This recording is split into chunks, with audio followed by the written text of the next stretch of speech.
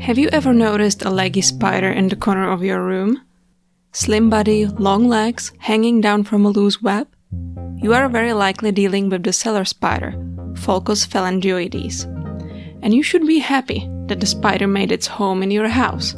Why? They are great pest control for your home. But first things first, how do you recognize a cellar spider? The most noticeable characteristic is its long legs. They are several times longer than their body, and thanks to this character, they are often called by the common name daddy longlegs. But common names are troublesome because they often refer to more than one species. And in fact, the name daddy longlegs is frequently used also for harvestmen, members of the order Opiliones, which are not actually spiders. These two look very different, and the easiest way for you to distinguish them is by their body shape. The Opiliones are round and their body looks like one segment. Whereas with Pholcus, the body is clearly divided into two segments, and their abdomen, the larger segment, is elongated. The body of Pholcus is translucent. The cephalothorax is lightly colored and has a dark triangle-like marking in the middle. The abdomen is darker than the cephalothorax with more markings. Fully grown cellar spiders are somewhere between 6 to 10 millimeters long, with the legs up to 5 times longer than the body itself. And look at how hairy those legs are. Females and males can be easily distinguished by their pedipalps, which are larger and look swollen like boxing gloves in male spiders. Cellar spiders are common across the world, and they really like living inside buildings. They prefer dark, quiet corners of the room, often up by the ceiling. It's more likely that Pholcus will make itself at home in your home if you have some insects wandering around. Silverfish, lacewings, mosquitoes, flies, or even other spiders are on the menu for Pholcus. And that's where they're providing you a great service. They are able to keep the population of pest insects in your home down, while at the same time being totally harmless.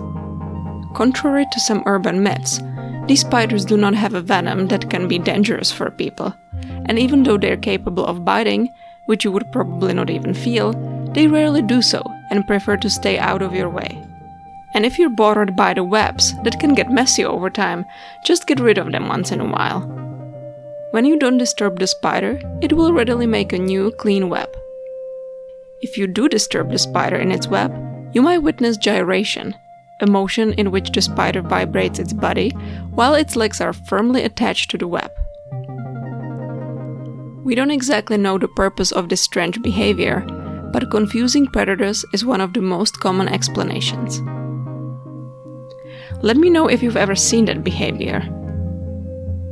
I captured this video where you can see the cellar spider wrapping its prey in silk, in this case a crane fly.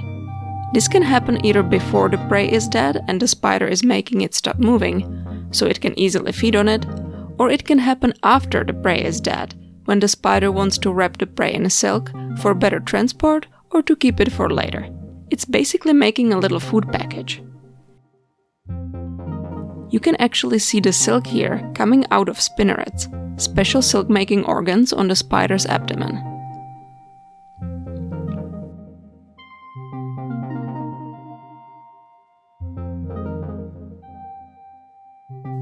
To eat the prey, spiders inject it with the enzymes that basically liquefy the inside of the body of the prey, so the digestion starts outside of the spider's body. The spider then feeds on the prey by sucking its liquefied body.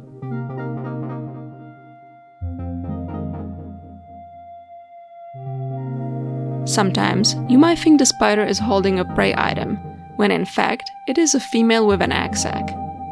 The egg sac consists of eggs loosely bonded by silk. She carries it using her chelicerae.